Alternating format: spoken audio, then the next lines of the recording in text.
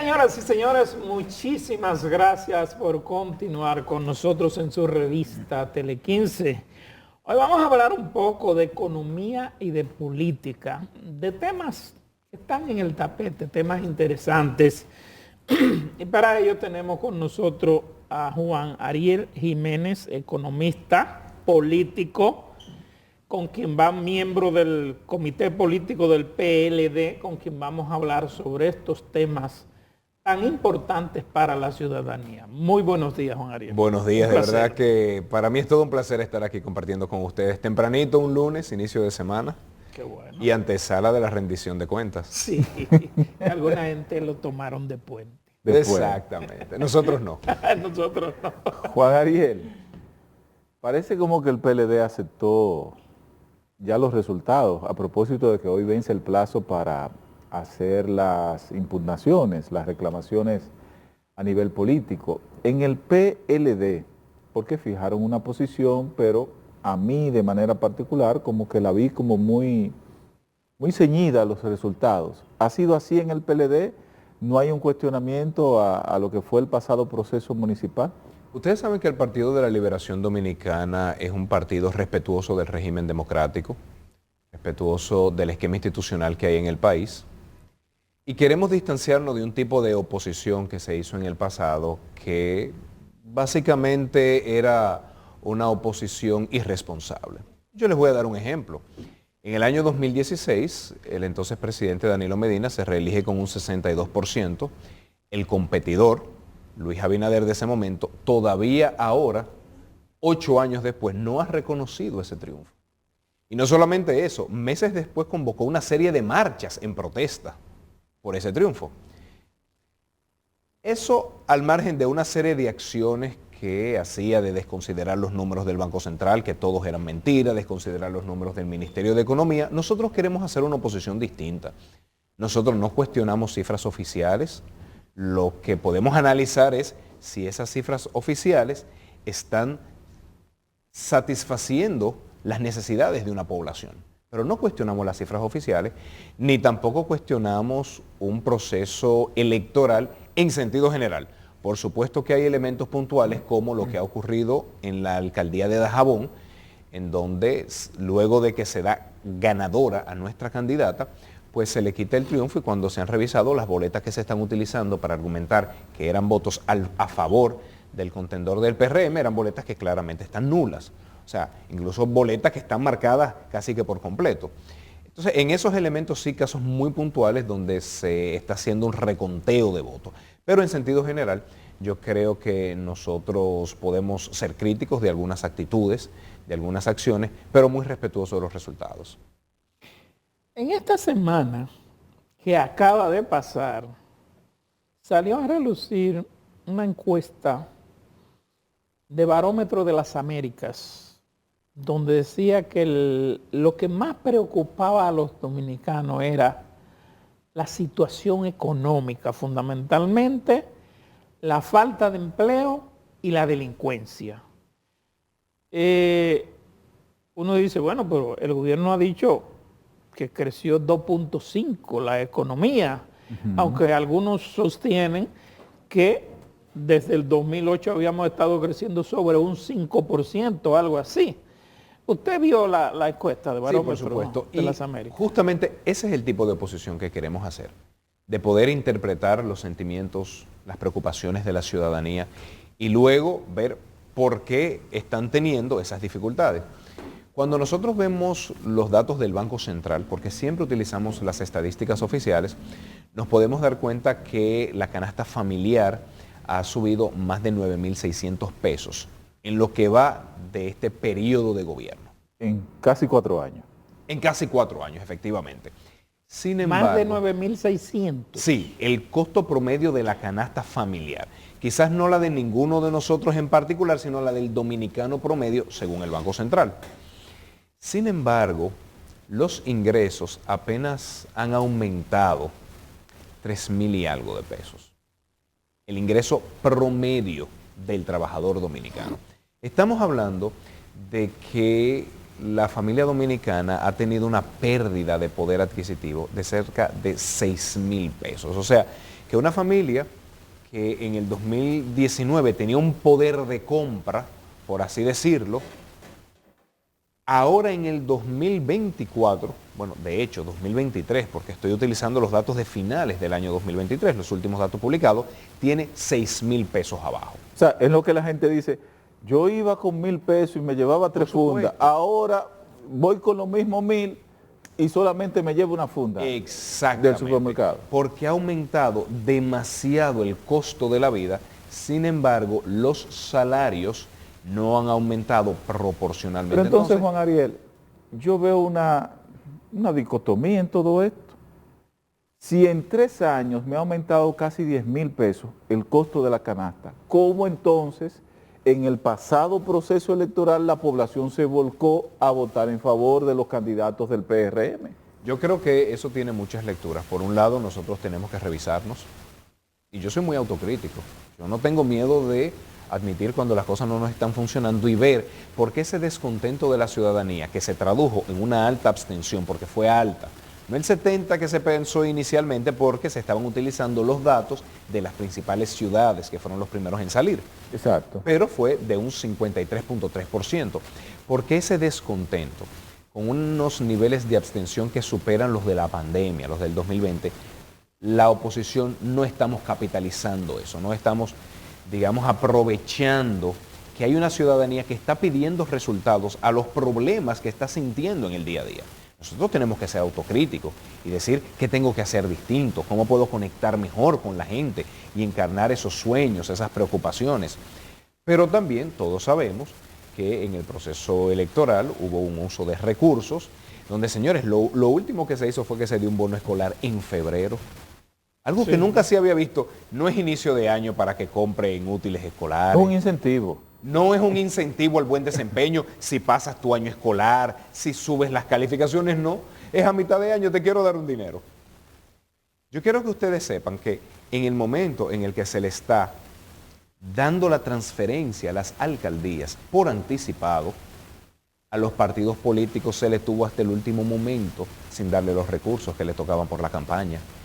Y fue porque la Junta Central Electoral envía una comunicación, la hace pública, incluso dice que va a intimar al Ministerio de Hacienda, que lo dieron 2 días antes de un proceso electoral. 2 días antes, sí, eso fue y terrible. Coincidencialmente se anuncia que no van a ocurrir transferencias el sábado por mantenimiento del sistema. Entonces, el sábado es público, esa información es pública. El sistema de transferencias bancarias, o sea que había que esperar al lunes. Pero ustedes ven entonces cómo una serie de elementos se van concatenando para, digamos, limitar a los partidos políticos. Y qué pena, porque... Sí, pero Juan Ariel, por ejemplo, es verdad, es terrible esa parte. Yo no lo había visto nunca en un proceso electoral en lo que yo... Es que estamos cambiando. Es que, bueno, pero, y entonces los partidos se quedaron cruzados de brazos a esperar los cuartos que... O sea, los partidos tuvieron entonces que buscar dinero prestado hasta que llegara el dinero. Pero muchísimo dinero era el dinero, eso fue una cosa. ¿Cómo así? Me van a transferir el viernes, no el lunes. Sí, y es penoso, porque el régimen democrático se sustenta en partidos políticos fuertes. Sí. Aquí y en todas partes del mundo.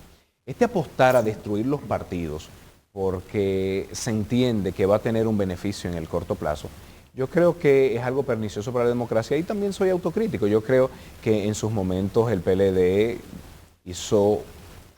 tuvo acciones que no fueron cónsonas con fortalecer los partidos. Nada como lo que estamos viviendo ahora, porque yo les digo, durante el COVID, en medio de una crisis donde estábamos buscando dinero para poder pagar la nómina, porque no se estaban pagando impuestos, porque los mercados internacionales estaban cerrando para los préstamos.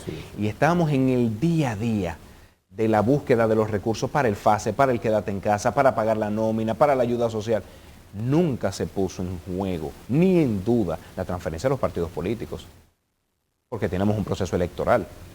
Eso es para que ustedes vean cómo, por más que se digan palabras bonitas y videos chulos y todo lo demás, en el fondo detrás, este gobierno está apostando a un debilitamiento de la democracia. Y qué pena, porque ahí perdemos todos, incluyéndolos a ellos. Pero un debilitamiento sobre la base de debilitar los partidos. Absolutamente, sí, porque están entrando en esta ola de que en muchos países se está viendo que las personas están prefiriendo figuras apolíticas. Yo creo que los partidos políticos... Mesías. Sí, claro, por supuesto. Entonces, estas personas que vienen de los medios de comunicación, que vienen de otros sectores de la sociedad, pues adquieren una relevancia precisamente por decir no soy partidario. Entonces, me parece que el gobierno está en ese juego de vamos a debilitar los partidos. ¿Por qué se da la situación en República Dominicana que aún habiendo salido de la pandemia del COVID, sobrepasado esa etapa tan difícil, se da esta baja del crecimiento en la economía dominicana? ¿Por qué se manifiesta Eso es una excelente pregunta. El año pasado la economía dominicana creció un 2.4% según informaciones del Banco Central. Fuimos el país de menor crecimiento en Centroamérica y uno de los países de menor crecimiento en América Latina. Eso es algo muy extraño en la economía dominicana. Nosotros desde el año 1970 al 2019, dígase un periodo de casi 50 años, tuvimos un crecimiento promedio de 5%. A veces nos disputábamos casi 50 en años. casi 50 años, Con crecimiento excepción promedio. del 2003. Sí, y del a eso voy a las 2008. excepciones. Ahí voy a las excepciones, justamente. Esto es un promedio. Mezcla años como el 2017, donde crecimos un 7% de los más altos del mundo, y años donde crecimos menos, pero en promedio un 5%. Sí, ya. El más alto de América Latina. Había años donde nos disputábamos el primer lugar con Panamá o con Perú. Sí. Pero nosotros o estábamos en primero casi siempre o a veces en segundo lugar. En el año 2023 estuvimos en último lugar en Centroamérica. Pero les digo más. Lo que más preocupa a los dominicanos, el tema de precios. Los precios, desde que Luis Abinader asumió el poder a la fecha, según el Banco Central, han aumentado 25.5%. Los precios. Los precios. Es un compendio de todo, desde precio de los alimentos, de la salud, de la educación, alquiler de viviendas, todo, según el Banco Central. Yo quiero que ustedes sepan que esa es la segunda inflación más alta de toda Centroamérica. Estamos solamente por debajo de Nicaragua, que tiene un 27, o sea, estamos ahí pegados. A nivel de inflación. A nivel de inflación. Entonces, ustedes ven la combinación de el menor crecimiento de Centroamérica y la segunda mayor inflación de Centroamérica. O sea, por eso... En un lenguaje llano, porque usted es economista, Sí. ¿Qué quiere decir esto para la población, que es la más perjudicada en todo esto? Esto quiere decir que lo que siente la familia dominicana, de que no les rinde el dinero, de que no llega a fin de mes, lo corroboran los datos económicos. Porque son esos datos oficiales los que dan cuenta de que este incremento de los precios no está siendo mitigado por un efectivo aumento de los salarios. ¿Por qué? Porque la economía está muy débil. El salario al final es el reflejo del dinamismo económico. Yo le digo a la gente, ¿ustedes saben la mejor forma de que a uno le aumenten el sueldo? Si tiene otra oferta de trabajo. Porque uno va donde el jefe y le dice, mire, me gusta esta empresa, me gusta mi trabajo, pero allí me están ofreciendo más. Entonces ahí dice el jefe, espérate, vamos a pensarlo, y ahí es un aumento. Si tú eres buen empleado. Claro. Exacto. Y si uno no es buen empleado, lo deja ahí, pero en otro sitio le están ofreciendo. A esperar que se den cuenta que no es bueno, ¿verdad? Sí. Eso ocurre cuando la economía está dinámica, cuando crece, que las empresas están contratando más personas, que se están creando nuevas empresas. Entonces ahí es que se da un aumento del poder adquisitivo. Pero eso no se está dando. Yo les tengo un dato. Ustedes sabían que, según los datos del Banco Central, insisto porque siempre uso datos oficiales, el poder adquisitivo de la familia ha retrocedido a lo que se tenía en el 2017. 7 años de retraso. 7 años de retraso. Entonces, por eso, una familia que estaba acostumbrada a un nivel de vida y ve que está retrocediendo, tiene la economía como la principal queja. Y la segunda queja es delincuencia. Yo sabe que yo tengo una particularidad de medir la economía. Yo digo que cuando la situación está buena, hay pocos locales alquilándose. Sí, porque está todo lleno. Está todo lleno. Está todo lleno, por supuesto. Bueno, es que justamente hablando de locales alquilándose, la construcción el año pasado tuvo un año pésimo. De hecho, en gran parte del año estuvo en números negativos. Hay un tema que se le ha criticado a este gobierno, diversos sectores lo han criticado y que indiscutiblemente se ve, se nota. Es que al parecer, el sector de producción nacional, especialmente el campo, ha sido abandonado y vi yo que el candidato de ustedes decía en esta semana, al fin de semana, que había sido sustituido por las importaciones. Así es. Y eso lo dicen las estadísticas oficiales. Vamos a ver. Primero que nada, ¿cómo lo sufre la familia? Todos nosotros, todos los dominicanos, lo sufrimos a través de alto costo de los alimentos. Insisto, cuando uno compare el aumento en el precio de los alimentos en este periodo de gobierno, somos el país de segundo mayor aumento detrás de Nicaragua. Y Nicaragua, ¿por qué? Por el alto peso que tiene el maíz en la canasta de consumo y el país ha aumentado mucho. En la República Dominicana, los precios de los alimentos han tenido un incremento que supera el 35%. Y esto es un golpe duro porque gran parte del presupuesto familiar se ve en alimentos. Y uno se pregunta por qué. ¿Por qué en la República Dominicana están creciendo más los alimentos que en Guatemala, que en Honduras, en Costa Rica, que en El Salvador, que en Bolivia? ¿Por qué? ¿Será que ellos saben algo que nosotros no sabemos? No. El productor dominicano es un productor competente. Ya no estamos hablando de la agricultura de mediados del siglo pasado. Estamos hablando de productores que pueden competir en los principales mercados internacionales. Porque han dicho que el precio del petróleo es el mismo para todos los países. El precio de las embarcaciones es el mismo para todos los países. Y cuando me dicen el COVID, a ellos les digo, no sabía que el plátano le daba COVID. Porque han abusado de las excusas. Y es nuestro rol, primero como economista y segundo como político, poder participar en el debate para informar a la ciudadanía que hay excusas que no son correctas. Entonces, con el tema de los alimentos, cuando uno ve la producción agropecuaria, se da cuenta que en el año 2021, 2 de cada 3 productos que publique el Ministerio de Agricultura se redujo la producción. 2 de cada 3. Cuando vemos los datos del 2022 del propio Ministerio de Agricultura, nos damos cuenta que 1 de cada 4 había reducido la producción con respecto al 2021, que había sido un año malo. Sin embargo, uno se da cuenta que las importaciones van aumentando. Y uno dice, bueno, si la producción local va disminuyendo y las importaciones van aumentando, lo que quiere decir es que las importaciones están sustituyendo la producción nacional. Entonces uno dice, ¿por qué?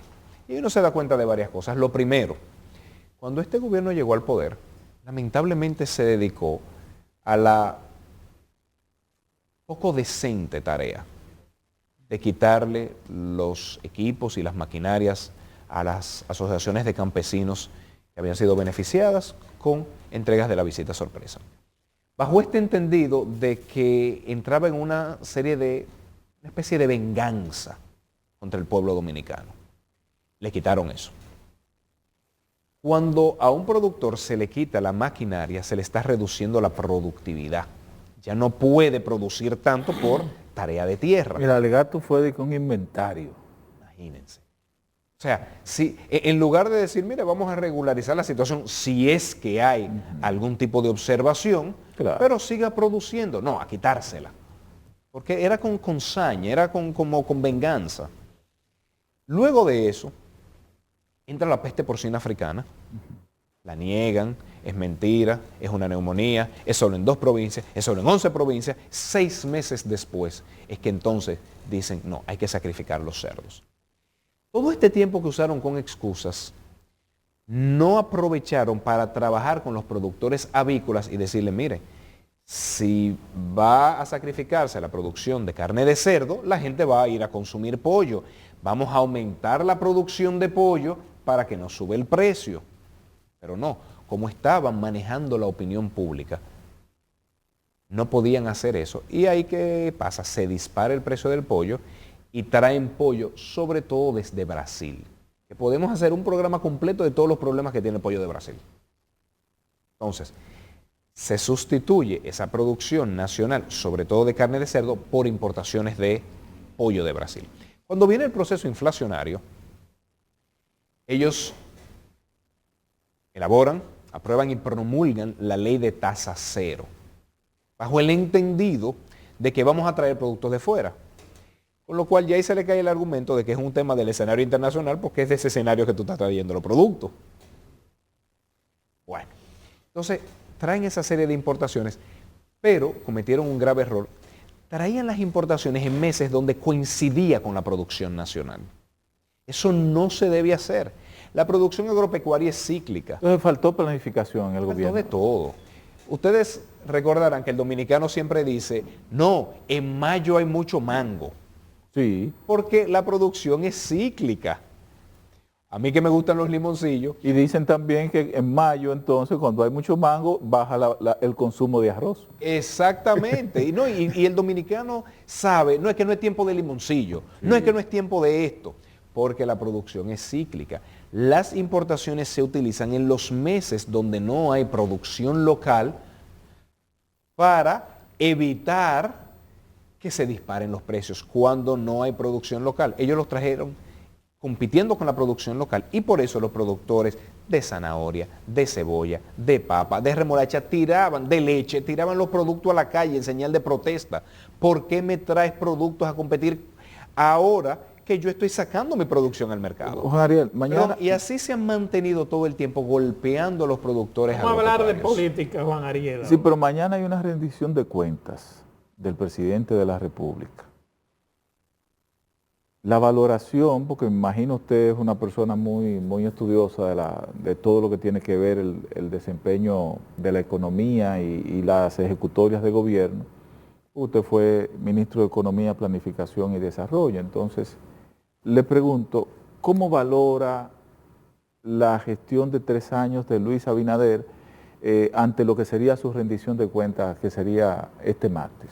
Yo creo que como todo en la vida, hay luces y sombras. Las matas de rosas, así como tienen rosas, tienen espinas.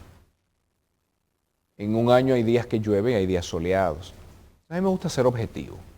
Yo creo, y vamos a empezar incluso por lo positivo, yo creo que el gobierno ha mantenido la estabilidad macroeconómica. Eso es importante, no hemos tenido una crisis. Yo creo que el gobierno ha apoyado mucho a ciertos grupos empresariales, efectivo apoyo al turismo. No con algunas mentiras que han dicho, que se la desmonté en un artículo, pero ojo, déjeme darle ese mérito también, ya lo corrigieron. Lo de la cantidad ya no dicen turistas, dicen visitantes. Mérito por pasar a la verdad. Ellos hablaron de visitantes. Claro, amigos. Incluidos cruceristas. Sí, amigos, sonrisas. Entonces. Bueno, pero corregir un error es meritorio, se la doy al Ministerio de Turismo. Yo creo que han tenido una efectiva política de apoyo a las zonas francas, de apoyo a las industrias, o sea que eso ha sido positivo, no hacia el sector agropecuario. Entonces, insisto, buena labor de diálogo con los sectores productivos, sobre todo industria, zonas francas y turismo. Pero lo que le duele al dominicano, porque al final estamos en esto, cada uno de nosotros está en esto por los 10.7 millones de personas que dice el censo que somos, que es poder llegar a fin de mes, pagar el alquiler, pagar el colegio de los hijos, comprar los alimentos. Esa ha sido la principal debilidad de esta gestión. Insisto, nosotros hemos tenido uno de los mayores aumentos de precios de Centroamérica, con los salarios que no aumentan, por más que digan el salario mínimo aumentado, bueno, eso es el mínimo, no el promedio. Y algo que ha pasado en República Dominicana es que gran parte de la creación de empleo ha sido en el sector informal. Todavía no hemos recuperado los empleos formales que teníamos en el 19, todavía. Y si nos vamos a empleo formal en el sector privado, mucho menor. Entonces, yo creo que esa ha sido una gran debilidad de este gobierno. Creo, y no solamente lo creo yo, lo dice en la encuesta que usted mismo citó, el control de la delincuencia ha sido una gran debilidad. La República Dominicana ha tenido un aumento de la cantidad de homicidios por encima del 30%. Somos de los países de América Latina donde más han aumentado la cantidad de homicidios. Ha aumentado mucho en Ecuador y el segundo lugar en el 2022 estaba República Dominicana, el país de mayor aumento en la cantidad de homicidios según el PNUD, con estadísticas oficiales del Ministerio de Interior y Policía. Ya para el año 2023 no estamos en el segundo lugar, estamos en el cuarto lugar. Se ha aumentado más en Ecuador, en Chile, en Costa Rica y en República Dominicana. Ariel, ustedes tienen, ustedes no, los partidos políticos, pero en especial la oposición, que no salió tan bien parada en las pasadas elecciones, tienen ya fechas límites para presentar candidaturas a senadores, diputados y luego de esa, la presidencial, que creo que es la última fecha, creo que es en marzo, pero la Junta le extendió el plazo. ¿En qué está el PLD con esa situación? Eso se discutió en el comité político, se acordó iniciar negociaciones para ampliar la cantidad de plazas senatoriales que entrarían bajo el esquema de alianza. Yo creo que... ¿Cuántas hay actualmente? Actualmente hay algunas 16 o 19. ¿A cuánto piensan llevarlas? A la mayor cantidad posible. Se ha hablado de 25, pero la mayor cantidad posible. Entonces, pues se está en esos aprestos. Hay quienes entienden que las candidaturas plurinominales, dígase la de diputados, también deberían ser acordadas, pero eso es un proceso mucho más largo. Entonces, digamos que se está... complejo. Y mucho más complejo todavía. Digamos que se está en esa discusión. Y a la medida en que se vayan logrando acuerdos, pues se irán comunicando a la ciudadanía. Y el tema de, por ejemplo, Rescate RD, hay un grito, la situación está dividida, hay un grito que prefiere llevar un candidato presidencial común. Hay otros que dicen que cada partido, en este caso PLD, Fuerza del Pueblo, PRD, vayan separados. Juan Ariel, ¿qué nos cuenta de eso de parte del PLD? ¿Cuál es la posición del PLD? Se mantiene el acuerdo inicial de que en el caso de que uno de esos partidos pase a una segunda vuelta, pues entonces el resto de partidos apoyaría al partido que esté compitiendo en una segunda vuelta. Sí, pero entonces estos resultados de hace 2 semanas no le dan un mensaje a la dirigencia de los partidos por el tema de la unificación. Yo creo que este resultado de las elecciones municipales nos da un mensaje de que tenemos cosas que mejorar en la forma como estamos haciendo política, cosas que mejorar en el mensaje que estamos transmitiendo a la ciudadanía. Entonces se están haciendo esas correcciones de lugar, de ver cómo se tiene un mayor acercamiento, cómo escuchamos mejor a la población y cómo elaboramos un mensaje que tenga un mayor poder de convencimiento de esa población, cómo reencantamos al pueblo dominicano. Esa es, digamos, la principal tarea. ¿Y qué opinión le merece la carta de Jaime David Fernández? Don Jaime, a quien respeto muchísimo, una persona con muchas luces y además que conoce estos nuevos códigos de la política.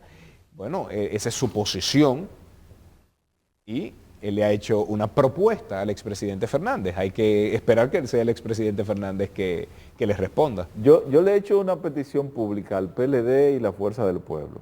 Por ejemplo, el PLD se ha ufanado históricamente en los últimos tiempos de tener más de 2 millones de miembros. Sí. ¿Verdad? La Fuerza del Pueblo ha dicho recientemente que inscribió, que alcanzó los 2 millones. Y el PRM dice que 3 millones. 3 entonces, millones. Hay un descuadre, pero está vamos bien. a tener que pedirle préstamo a Puerto Rico. Hay un descuadre. Ahora, lo que yo pregunto es lo siguiente. ¿Dónde estaban esos 2 millones que tenían cada uno de esos partidos que no fueron a votar? Las últimas informaciones que tengo de mi partido es 1.7 millones. Entonces, porque el padrón se ha ido depurando. No es fácil hacerlo, para nada, pero se ha ido depurando. Yo creo que muchas de esas personas, primero quizás nunca pertenecieron al partido. Quizás por hacerle un favor a algún amigo le prestaron su número de cédula, aunque nosotros en el proceso del Congreso pusimos muchos controles, que había que subir foto de la cédula de lado y lado, que había que llenar una serie de informaciones para intentar, digamos, ese abultamiento del padrón, que se da porque cada quien quiere tener su comité intermedio. Sí. Una última pregunta, que se nos acaba el tiempo. Hay un conflicto, todavía ayer, la candidata a alcalde de Dajabón y Sonia Mateo, que creo que la candidata a senadora, Se amarró. estaban amarradas todavía ayer. Se dice que al delegado del PLD no lo dejaron subir al helicóptero, se dice que de 22 votos solamente contaron 11, lo que beneficiaban al candidato oficial. ¿Ustedes van a judicializar eso? ¿Le están dando seguimiento? ¿Qué van a hacer? Absolutamente, se le ha dado todos los seguimientos del lugar y esto va hasta las últimas consecuencias, respetando el marco jurídico, el marco institucional, pero vamos a echar la batalla en todos los medios que sea necesario porque eso no se puede permitir.